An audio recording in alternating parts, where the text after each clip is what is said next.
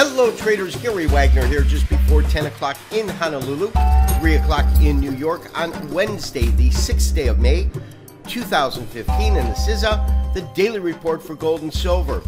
As we await Friday's jobs report, although we did get some hint of it today, we do have the markets fairly quiet on the day. Dow is off, precious metals off, but only slightly. First to gold, 11.90.40, off about $2-3 on the day. This is the continuous contract of Comex Gold.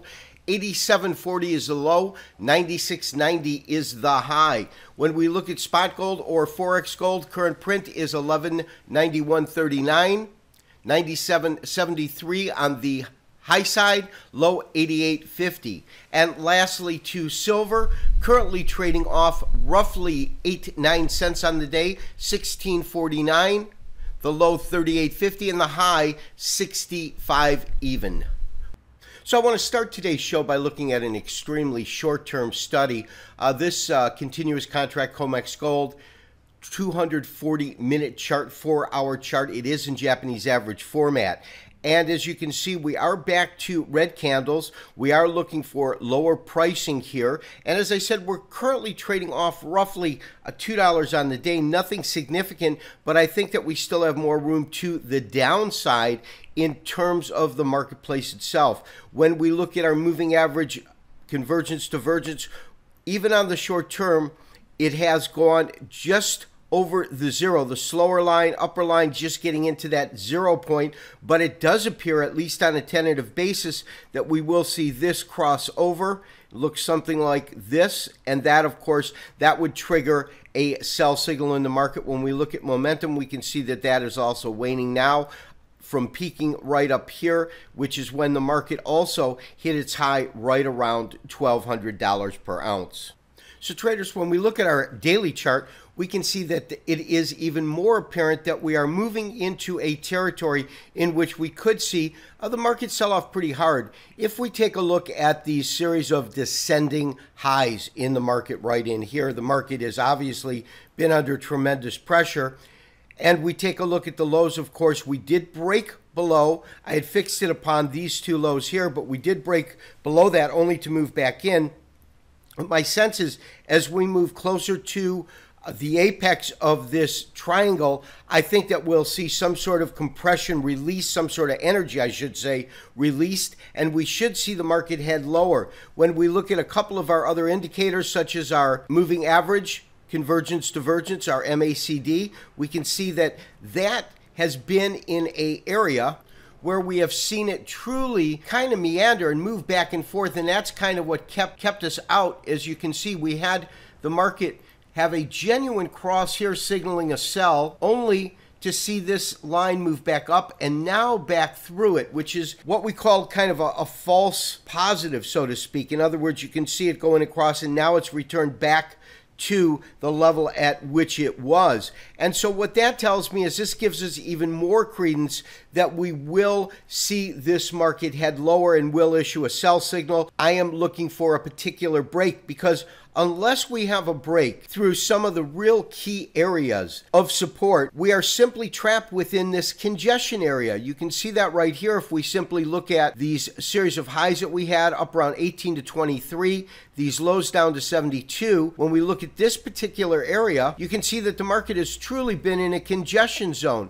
And without it really breaking below this point, you're going to get a scenario like we saw with this MACD, in which it will cross back and forth between these lines, not really giving you a clear indication.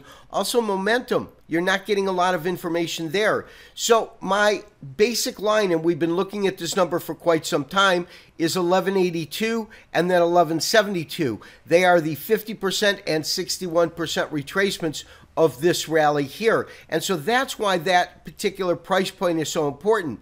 The fact that we hit these lows at 72, it was the second occasion we've done that, but you can see it truly bounced back off of that, tells me that we are traders, I hate to say it, but we're still range bound within the marketplace itself.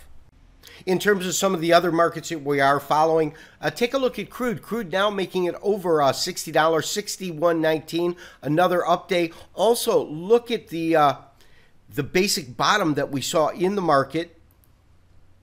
as market hit 41. You can see that this MACD, we've had a nice slope to the upside. However, at this point, for one of the first times, we're actually seeing, and this is a daily chart, traders, but we're actually seeing the potential for a cross. So we might, in fact, see a little bit of resistance come right in here, right at around 61, 62, and then from there, see the market drift back lower. Momentum, though, is still pretty strong to the upside. You've got this nice uptick here, so I'm not convinced we're seeing that. Again, we could see it cross and then cross back again. But traders, the real story today absolutely has to be the dollar. The dollar under extreme pressure. This is a weekly chart. Take a look at the dramatic drop that we have seen over this week. We are now at around 94. The market opened at the beginning of the week at about 96. This on a weekly chart, a tremendous drop. Now, when you consider the effect on gold, although gold is only off about $1.50 at the time of this recording, you have to take into account that a weak dollar added almost $13 worth of value. Normal trading, selling was intense today, off over $14 on the day. But when you factor in a weakening U.S. dollar, that's why our net change is so moderate on the day. The real story is the dollar and how weak the dollar's been. Now, if we take a look at our daily chart, that's this here, we're looking at, this is a first projection line in terms of an Elliott wave projection coming in right at around this area where we are now at 94. This is the first area we would look to hold. If it doesn't hold this area, you want to consider the market moving a little bit lower, even as low as 92 on the dollar index.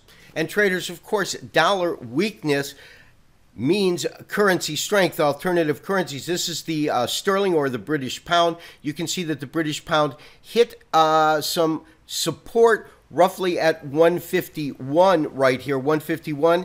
And this is a half-a-day chart in Japanese average format. You can certainly see that in terms of the targets, it did, in fact, hit this target right in here and is now moving back up higher. So we see a positive effect. We see the pound moving up. We're looking for higher pricing there. And traders, just take a look at the daily chart of the euro dollar. Extreme move. Let's go ahead and wind this up. But this standard candlestick format, but if you take a look, an extreme move to the upside in the euro dollar today when we look at it either through a daily chart or even a weekly chart, this being a weekly chart in Japanese average format, and we're just below our 14-week moving average. That's what I believe I have this set to, is 14-week. And so you can see that the euro dollar has really found some support down at around 105 and is now at around 112 currently. Which takes us to silver. Now, silver was off about 8 cents today, but the real story is it was off 22 cents with 18 cents being factored in from dollar weakness, and that's where we get the net change of off of 4, 5, 6 cents on the day. 16.50 is our current price. I am looking at our current support level at roughly, call it 16.15. I'm looking at our current resistance level at about 16.75, and the key is right now is that it has been trading within this range between $16 and $16.80. My sense is that if we see gold break down lower, which I believe it could, we will see silver do the same.